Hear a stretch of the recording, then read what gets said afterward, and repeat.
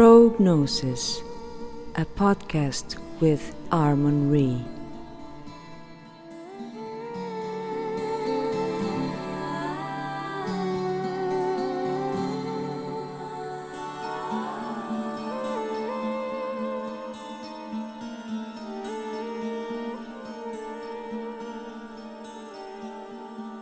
Welcome everyone to Pro.Gnosis episode 8, and this time we have a returning guest, Silas Gauthier, and we will be discussing Paradise Lost and other subjects that are related. Welcome, Silas. Hi, Àrmunn. It's a pleasure to be here. And yeah, I look forward to our discussion today. I thought today we would discuss what you mentioned regarding Lucifer from John Milton's Paradise Lost. And I found it quite fascinating. So you mentioned that Lucifer, when he fell, he became Satan. He became this diametric opposition of an aspect of God that failed to be integrated or made compatible with God's psyche, in a sense, or his being. So therefore, he fell, became a shadow of God. And interestingly as well, I believe it's in Book 5, or Act 5 of Paradise Lost, where it makes direct mention of Ofyukus. I forget in which context now, I'll look it up, but I find that very interesting too, because again, Ofyukus, which is sometimes mentioned as the 13th sign or the center point of the zodiacal wheel of 12. And of course, that is the reintegration of the serpent, or the body and the mind, with the man, the true essence of the man. And man is wrestling with that, what seems to be his own infernal and equally at the same time, simultaneously, his supernal nature.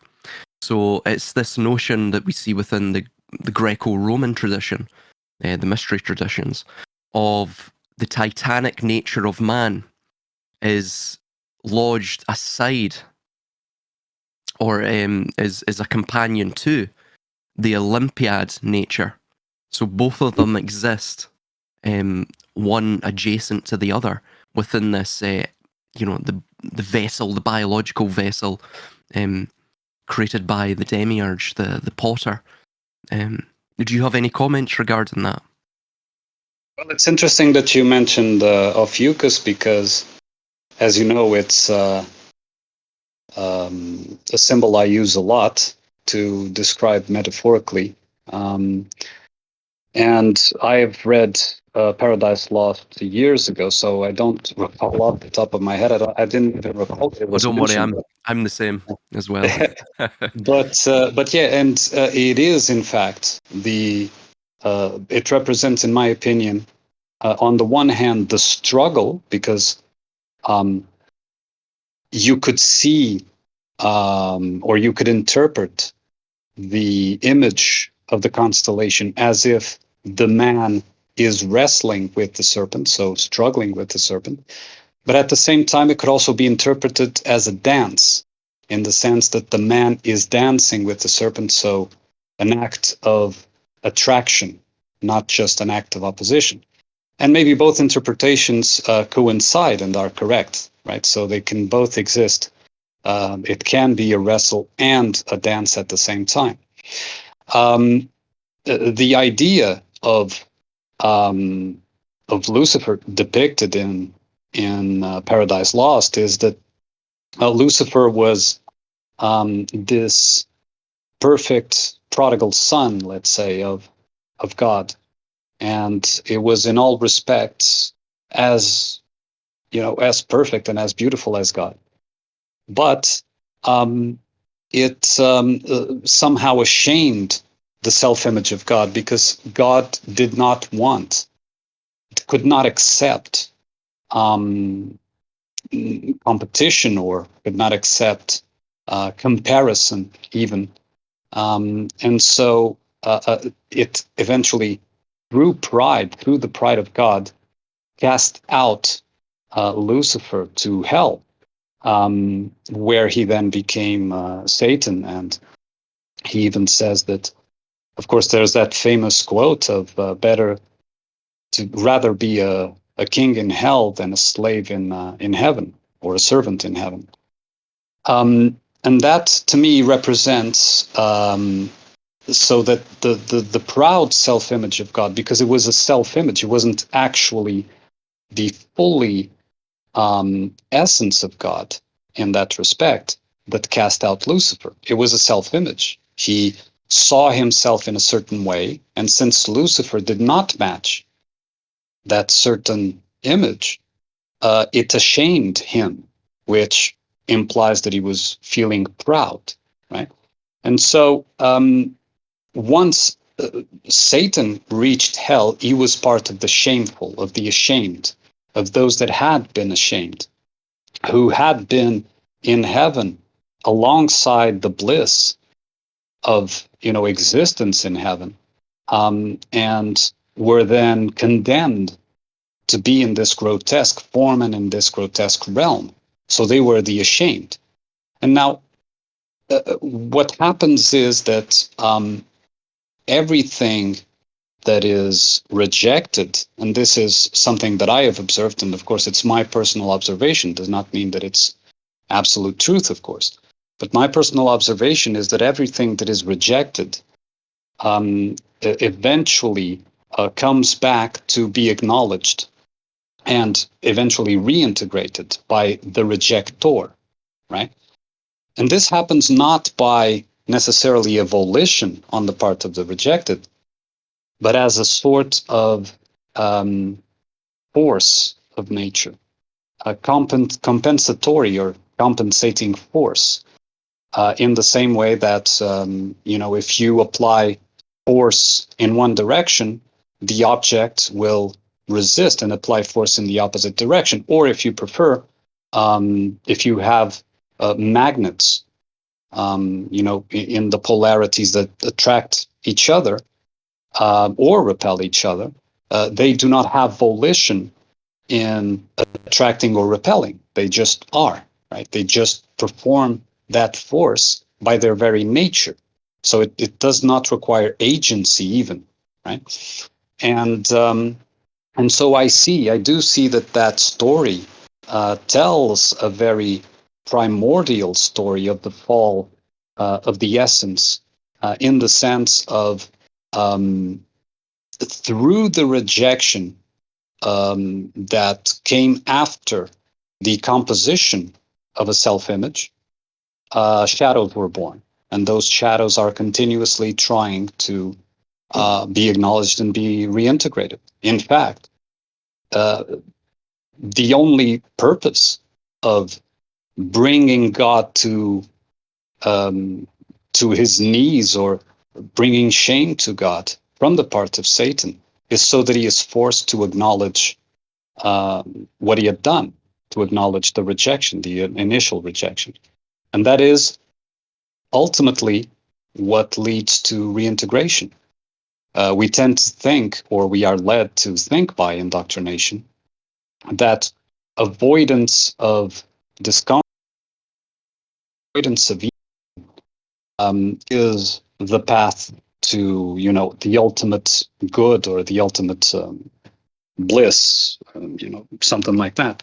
But it is, in fact, through the confrontation with evil, in the sense of observing it, of realizing what in it came from us as well, came from parts that we don't want to acknowledge. That is the process, in my opinion, that eventually leads to that reintegration and that return to bliss, return home. There's an idea, if we were to extrapolate what you mentioned and articulated very well, to a cosmological model, even the theogony of the elements, all the way down from the first principle, or God, the prima materia. Mm-hmm. In that sense, for example, we see Lucifer being the almost, the the descent of God, right? And in that sense, through that rejection of an aspect of himself, therefore the rejection creates an emanation of a shadow. This is what establishes the fractality of the world, right? In that sense.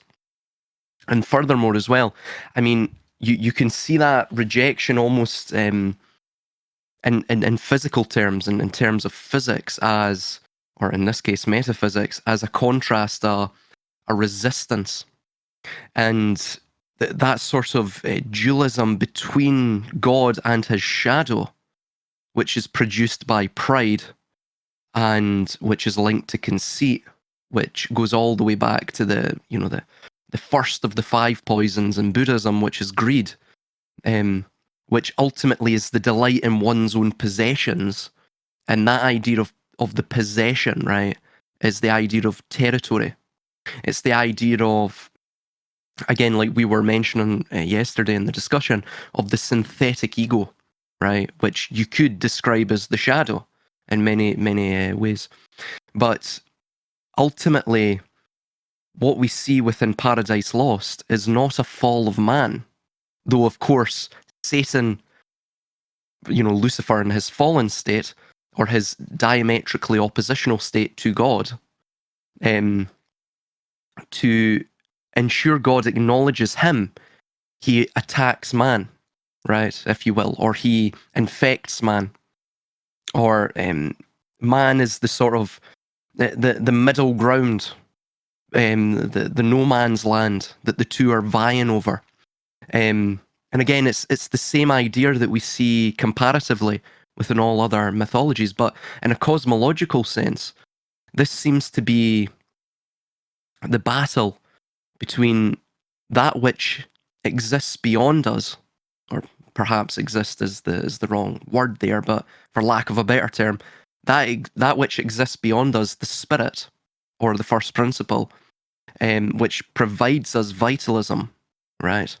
And the processing unit of the mind, which takes that, analogous energy, that's, multifaceted waveform, and simplifies it down through the condition of the soul and, of course, the ego. So again, that would explain Lucifer, Satan, even the idea when I believe it is in Paradise Lost, Book 4 and Book 5, where you have the mention of sin and death, and Lucifer rebukes both sin and death, right, who are servants of God. And he states that I am from heaven, right? You cannot touch me.